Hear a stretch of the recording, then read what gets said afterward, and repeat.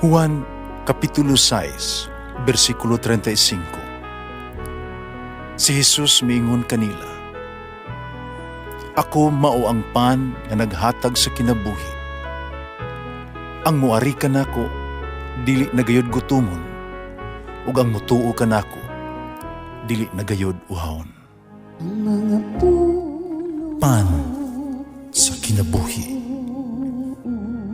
maglikon unta sa mong pagtuo ug gagaka kami sa pagtuman sa imong mahal nga kasuguan.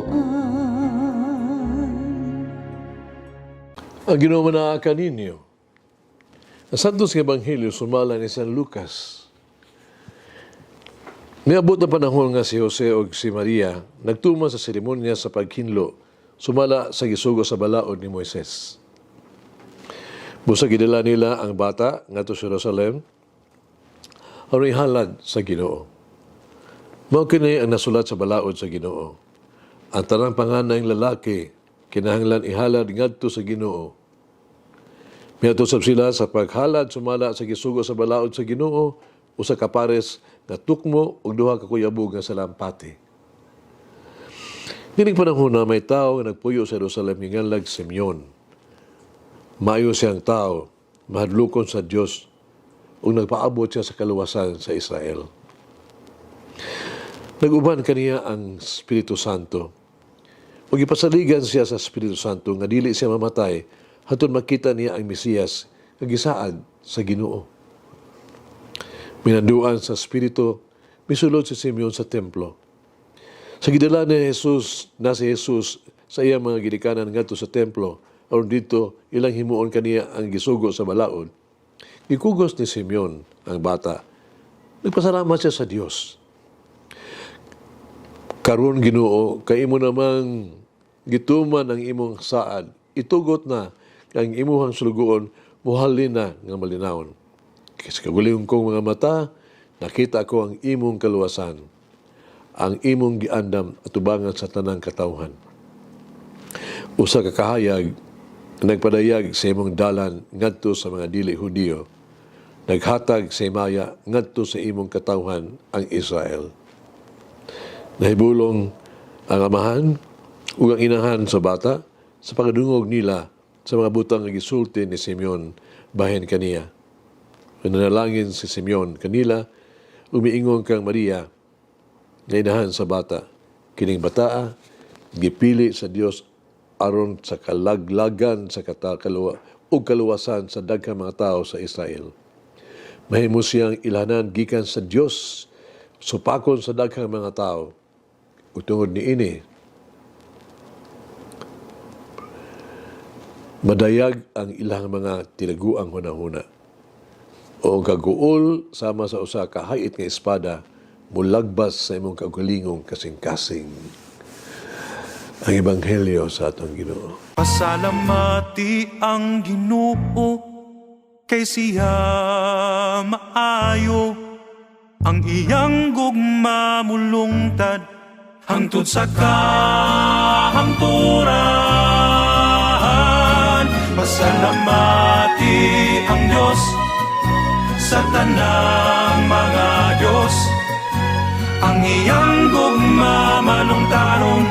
Pasalamati ang Ginoo sa mga Ginoo, ang iyang gugma malungtaron.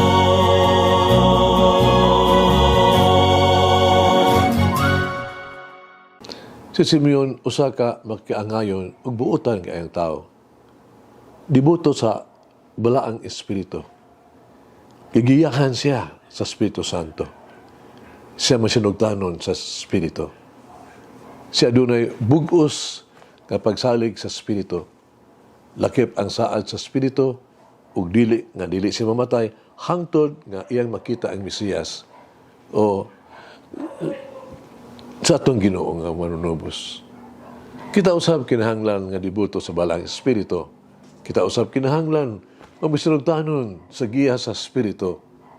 Kinahanglan natong himuong batasan ang pag-igsulti sa balaang espiritu o papangita sa iyang kahayag, giya sa ito adlaw-adlaw nga kinabuhi.